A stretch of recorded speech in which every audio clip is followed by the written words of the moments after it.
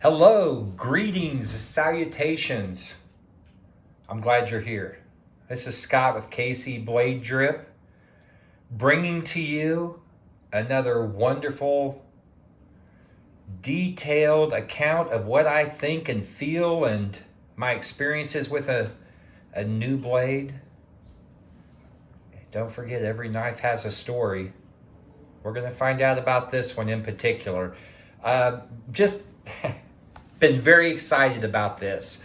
And it's a process. We're going through a process. I think this is my 7th video. Step 1, 2, 3, on down the line. So as I add videos and we go forward, we're going to keep, making progress, one to the next. Don't forget, like, subscribe. That's very important, to subscribe so that you can see upcoming content, knives, things that I have in store. I know I've said it in previous videos, but I have a lot of stuff planned for you. My Instagram is at KC Blade Drip. And let's go. Let's dive into this. This is the Schrade Viper. I think technically, I believe it is the Viper 3. Wow, so ill prepared. I think it is the Viper 2 or 3. Well, I guess when you come in and the ballpark's around $40 to $50, the blade says Viper. So we'll kind of go with that. I think they've had some different renditions. Now, a little bit about Schrade.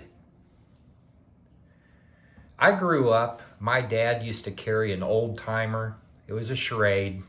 He was old school, old steel union guy.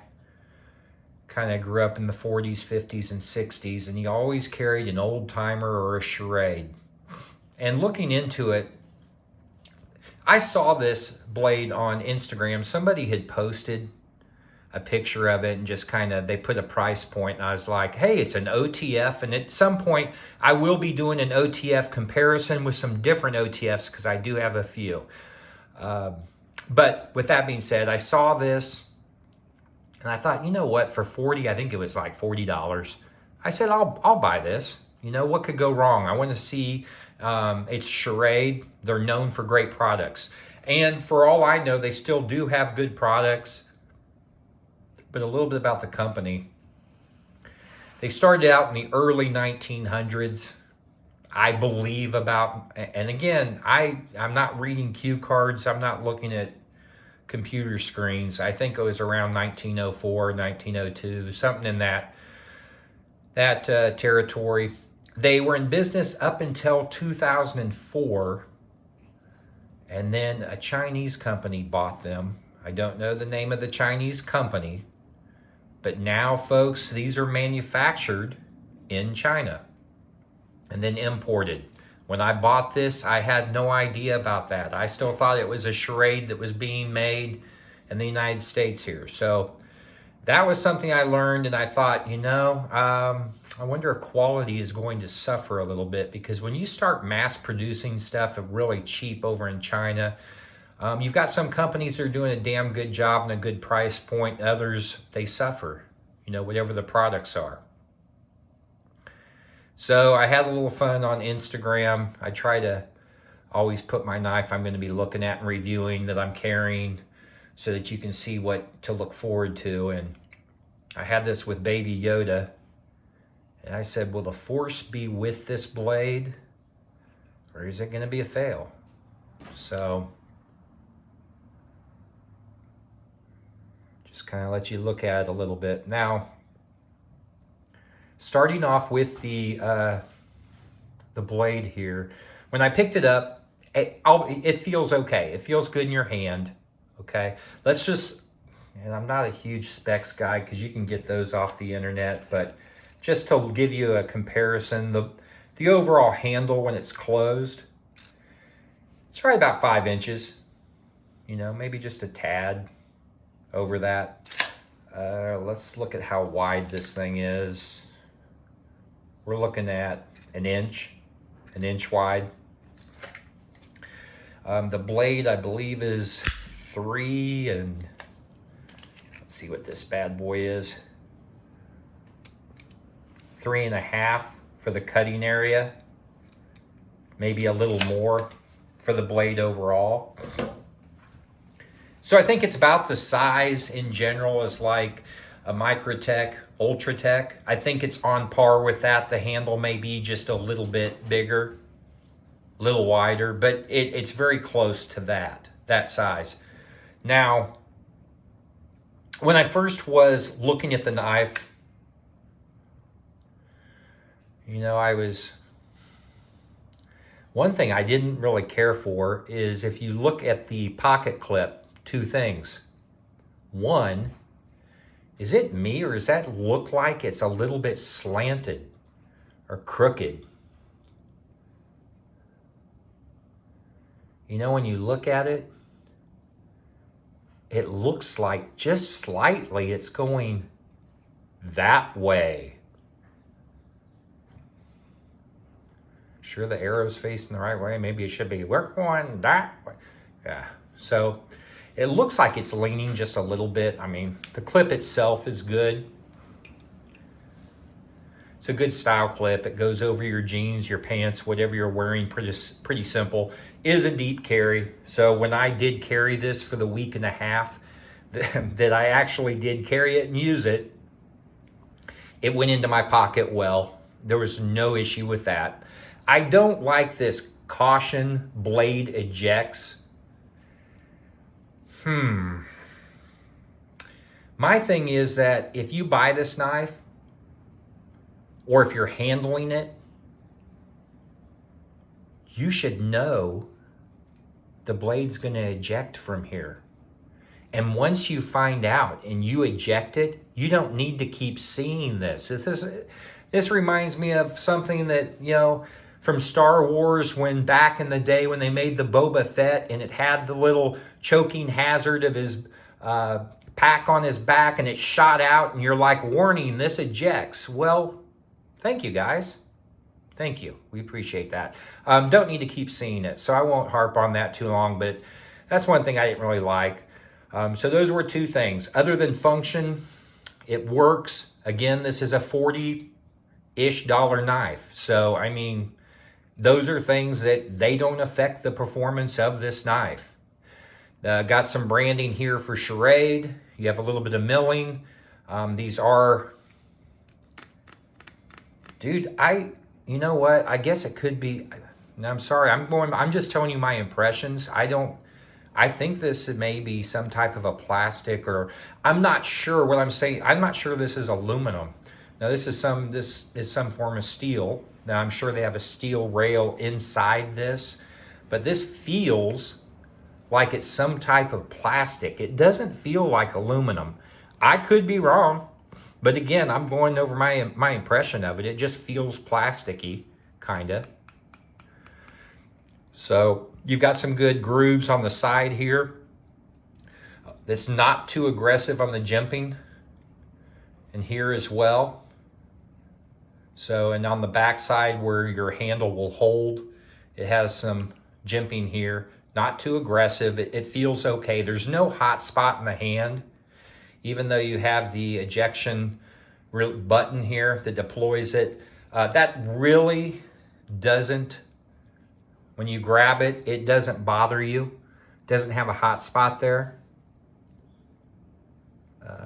You got some simple screws here on each side there. I mean, very simple. Okay. So as far as picking it up, and just kind of carrying it and holding it, it feels good. It feels okay. It's doable. Again, we're talking about a $40-some knife. This isn't, I'm used to handling, you know, something that's around 2, 3, 4, whatever, 100, but I have to keep it in mind. I can't compare someone that buys this. You know, they probably like OTFs. You are coming to this channel or this particular video because you're either interested in what this looks like, what it does, how it feels, and maybe a $40 knife to you could be a lot. I'm not gonna take away from that. This $40 doesn't grow on trees. So far to this point, with what I'm looking at and feeling, this is worth $40. That's the same price point as you're gonna have some of the knockoff Ultratechs. They kind of lost my mind here what the names of them were, but that's about what you pay for, you know, $30, $40, $50 for, you know, Chinese made out the fronts. So it feels okay, feels all right. I'm not a fan of the glass breaker. I mean, it is small. It's got the little point on it. It is what it is. They usually come on these type of knives. That's fine. I can always do without that. But it doesn't hinder you. It doesn't bother you. And again, it feels good. Now, as far as function, let's get into that because I don't want to drag you through this. I appreciate if you're still watching. And we'll just get to what really kind of got me, though, and something that you would want to know. Now, it can make it fidgety. This is fun to fidget with. Once you get the deployment down and what you're doing, it's fun to fidget with it. I've sat around and snapped this thing out many times, and my girl's like, just kind of looks at me now because she knows I always have a knife in my hand. But the thing is that this thing is snappy, right? It's snappy.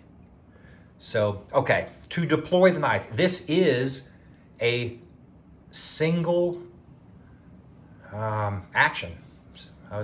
My brain again was a little bit slow, but it's a single action, meaning when we deploy the blade, it locks, and then you have to pull it back manually. It doesn't, a dual is going to be where back and forth, you have a spring in here, and it will go back and forth. So this is what we need to push forward. Once you set this in action by going forward, it's going to travel down here and snap into place and lock. Okay, so here we go. I'm going to push it. There we go. Shoots down here. When you grab it, this thing is solid.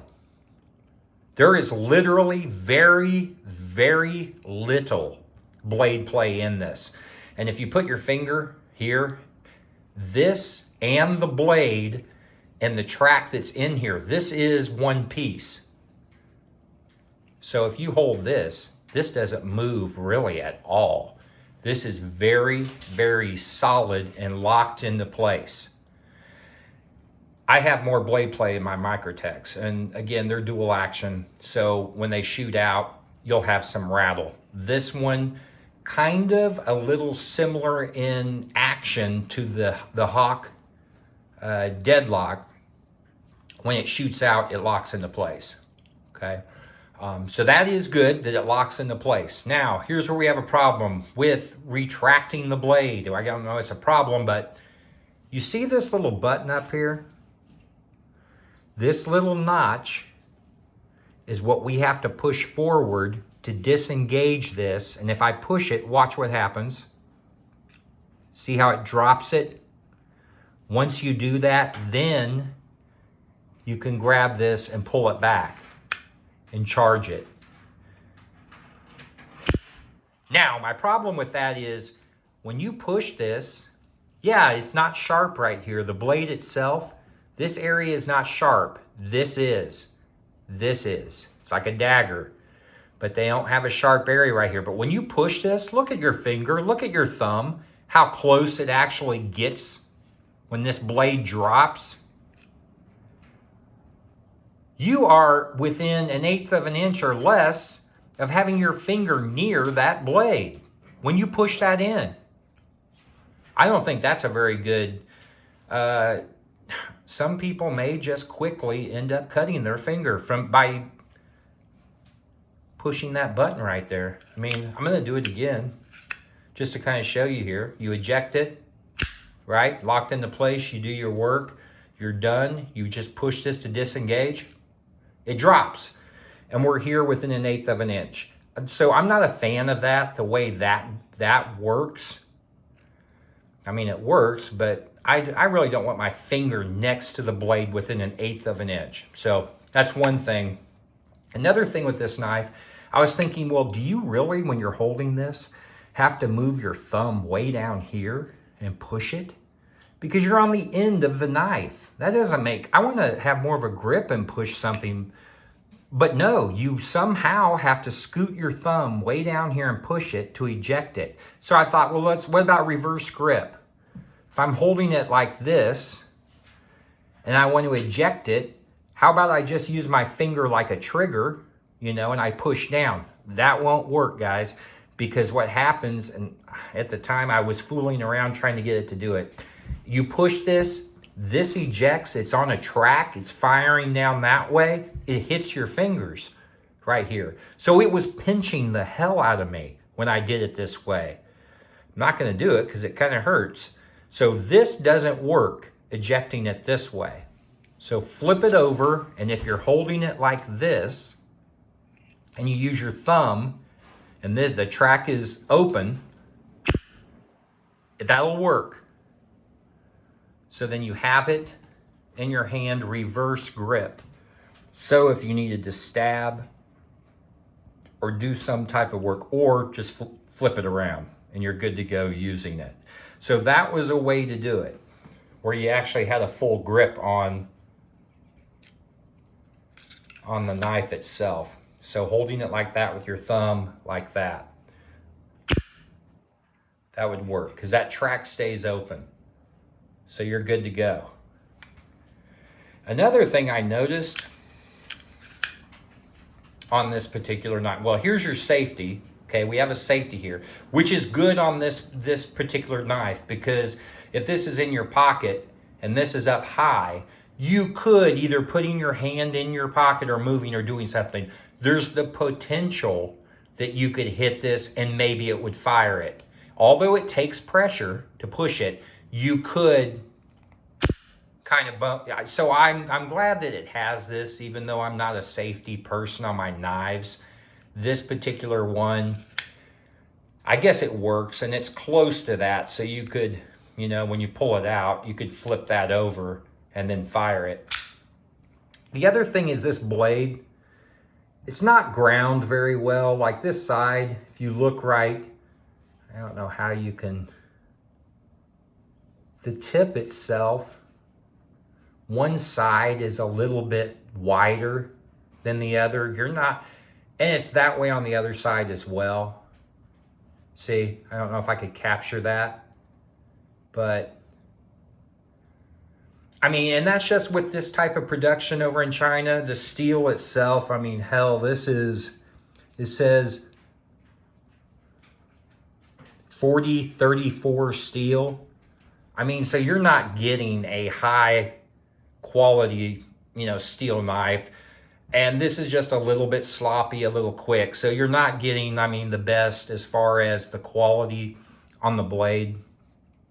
It just is what it is on that.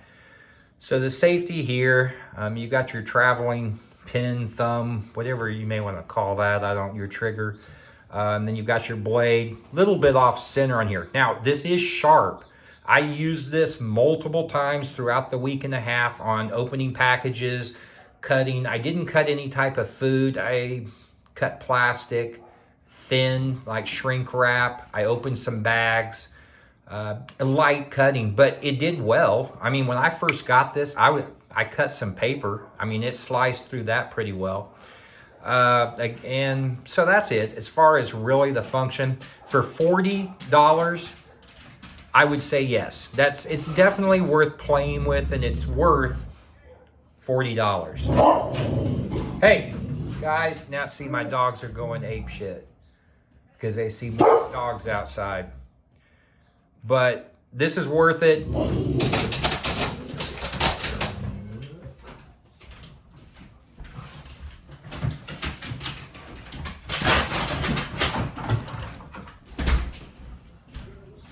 Sorry about that. I had to let my dogs out.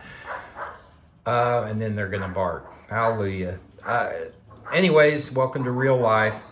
The knife itself, it's worth $40, $45. You can find them everywhere. If you're interested in this, I encourage you to get it. If you've seen and now how it works, it definitely is worth it. It's a success. I don't think it's going to be like passing any lightsaber tests, or it's going to be, you know, hitting high grades, but it's a good knife. Schrade, it is what it is. I probably won't be buying many, if any, more Schrades, just because after reading on up on them and kind of getting this knife, it's disappointing, and I don't think that the quality necessarily is there that we're accustomed to.